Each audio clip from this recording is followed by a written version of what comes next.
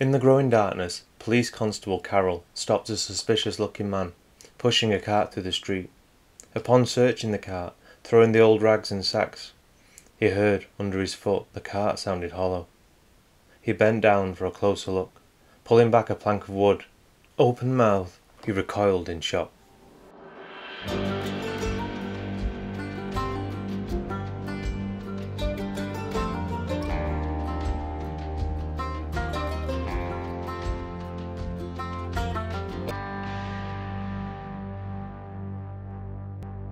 John Smithson left the house, and it was getting dark now. He rubbed his hands together, trying to compose himself and get ready for what he was about to do. He looked about him, checking the streets for any shadows in the windows or alleyways that could be watching him. But he saw no one. With an angry growl, he muttered, "Oh, blast that man!" And he grabbed the worn wooden handles of the cart and heaved, using his body weight to get the cart moving. As it rumbled and slid over the cobbled street, the piles of sacks heaped in the cart slid and moved into new positions with the vibrations.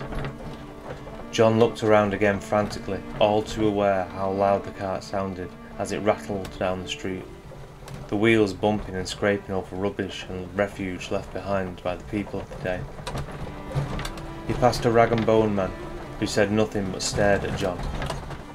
John carried on, but pulled his hat lower over his eyes and looked to the ground as he moved down the road. It was getting late, almost 20 to 10 on Thursday evening, the 29th of October 1880, and Police Constable Carroll was checking his pocket watch in the dim glow of a lamp, when he heard a rattling sound of a cart coming closer. He looked up Chester Road in Hume, and just coming into view was a handcart, with a nervous-looking man pushing it along. P.C. Carroll thought nothing of the man or the cart, and was just about to be on his way. But there was something about the man. He seemed far too nervous and suspicious, the way he kept glancing over at P.C. Carroll and then looking at the floor. "Stop, man!" cried P.C. Kerr.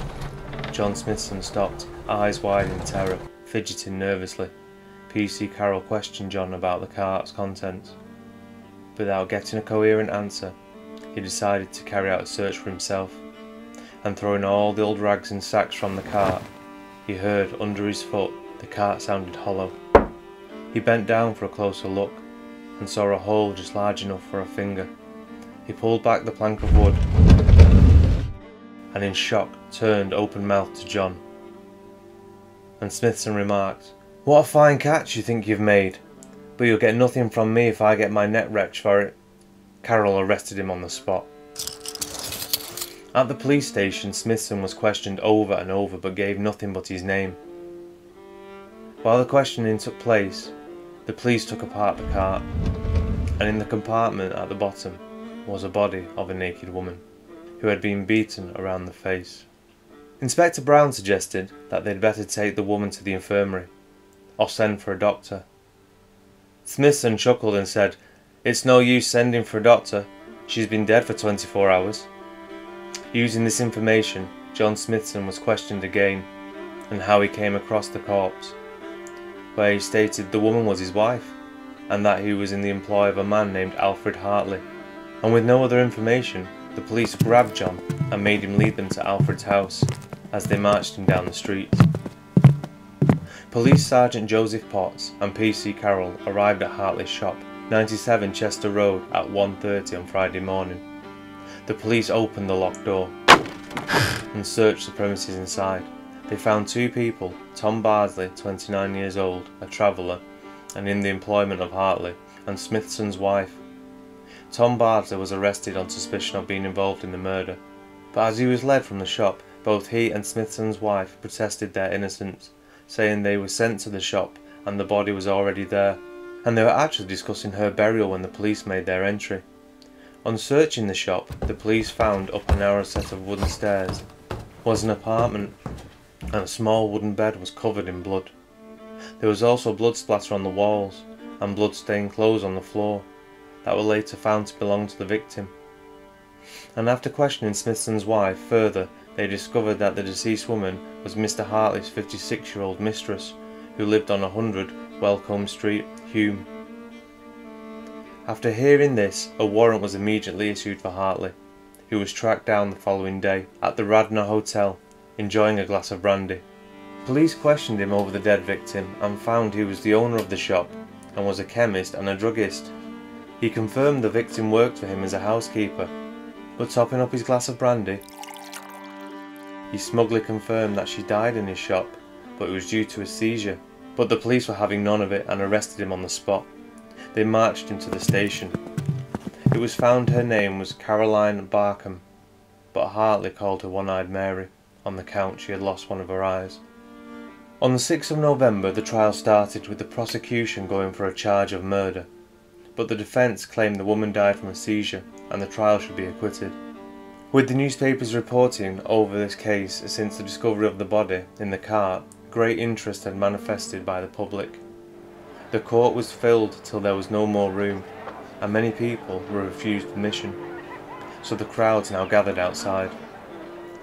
Alfred Hartley was taken before the magistrates at the City Police Court on Saturday morning, and the newspapers of the day described him as a man about 40 years of age, medium height, with dark hair, moustache and whiskers, and he was dressed in a light tweed suit.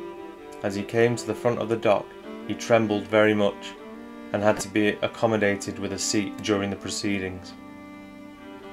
Witnesses were brought in, like Mr. Evans, a witness who had known the deceased for close to 20 years and said he had never known her to have a fit or a fall. When he last saw her, the deceased was also in good health. Joseph Twig, a labourer, 43-year-old, from Bonza Street, Hume, said he used to work for Mr. Hartley for a number of years and left his employment a month ago. He knew the victim as Hartley's servant, and about 4 months ago he was in the scullery when he saw Hartley pushing her around. She called out to him, "Joe, Joe, come and help me, don't let him hurt me." Mr. Twig went to separate them. Hartley made a blow at him, but Mr. Twig got the woman out, and not long after left his employment. Mr. Headlam, another witness, claimed she had got a black eye before, but did not know how she got it. And William Brown, a joiner of 17 years old, from Harrowby Street, Hume, said he was sent on the morning of the 26th to repair the doors from the private room and secure a window in Hartley's shop, as he was instructed to put new locks and repair the door, as the panel of the bottom of the door to the private room had been broken. He said he saw prisoners Hartley and Bardsley behind the counter. Bardsley shook his head, as if to intimidate him. Hartley told him to come again in an hour, and the witness, Mr. Brown, did so, returning about 11 o'clock, with another workman named Johnson. They went through the shop and behind the counter into a passage which led to the private room and also the warehouse. Hartley opened the door of the private room, but kept a firm grip of the door and stood in the opening, blocking the private room from view.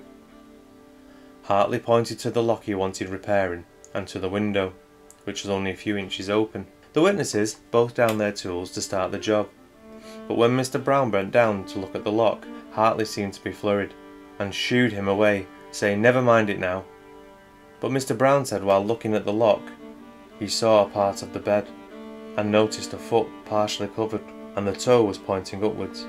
When asked why was this not reported, he said she may have been sleeping or drunk and he didn't want to get involved.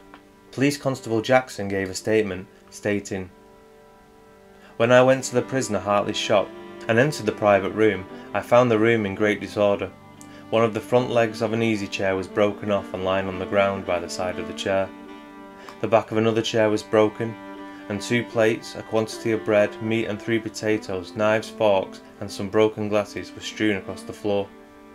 There was an empty whiskey bottle standing on the table, and on the mattress there was a large amount of blood. The blankets and sheets had been removed, and blood was near the foot of the bed, and it was still wet. There were blood marks on one of the walls. He also found the following articles in the room stained with blood: 4 pillowcases, a shopkeeper's apron and a man's coat. And he found a pair of cuffs covered in blood in Hartley's desk. A small note was also found in the handwriting of the deceased, saying, "I burnt your other note on Saturday night as soon as I read it. I'm very sorry, but what can I do? I will let you have them all tomorrow. Don't be vexed with me. I am so troubled." When questioned, Hartley said at first that he did not wish to give any explanation about it, but later he said, "Oh yeah, it's about some washing. She used to wash for me." Dr. C.J. Cullingworth, the police surgeon from D Division, stated that he made a post-mortem examination of Caroline Barkham on the 29th of October. Outwardly, he found marks of violence on the face, but on no other part of her body. The left eye was blackened, and her nose and mouth were swollen and discoloured from bruising. Her right eye had collapsed from an old disease, and the lower part of her face was swollen, with older bruises, on the account of the change of colour which had taken place. There was blood in the nostrils and on the outside of both lips, with lacerated wounds, 3 on the upper and 2 on the lower. They were vertical in direction, with blood immediately around them. These wounds must have been caused by bruising against the teeth or the gums. Upon the top of the head there was bruising also. He said all these marks of violence, except the bruising of the eye, which was of a recent date, must have been indicated within a few hours of the death. In his opinion, the marks on the face were most likely resulted from blows, and those on the head were blows from a blunt instrument. Despite this, and another statement from a doctor claiming she did not die from a seizure, the defence maintained their theory that she was taken ill and died in Hartley's private room. This was also backed by the 2 other men on trial, who were in Hartley's employment. Hartley stated that he was anxious to conceal his relationship with the deceased from his wife and his friends, and that was the reason that he had arranged to have Smithson move the body. The defence also said the bruises in which the doctors had described might have resulted from injuries sustained in an epileptic fit. And sadly, apart from all the blood and the smashed state of the room, there was nothing in the evidence for the prosecution to use against any man directly. And with that, on the 12th of November, after an hour, the jury came back with a verdict that Smithson, 35-year-old brickmaker of 27 Brewery Street, Bradford, and Bardsley, a 29-year-old traveller, breathed a huge sigh of relief after they were found not guilty of any charge. But then the room fell silent. Alfred Hartley, 40-year-old chemist and druggist of 97 Chester Road, Hume, was found guilty of manslaughter and was sentenced to 18 months hard labour. The body of Caroline Barkham was removed from the mortuary on Newton Street on Tuesday afternoon and was taken to Withington Workhouse for interment on the adjoining burial ground. There was a small gathering of women and children. They were the only spectators. None of the deceased relatives were present.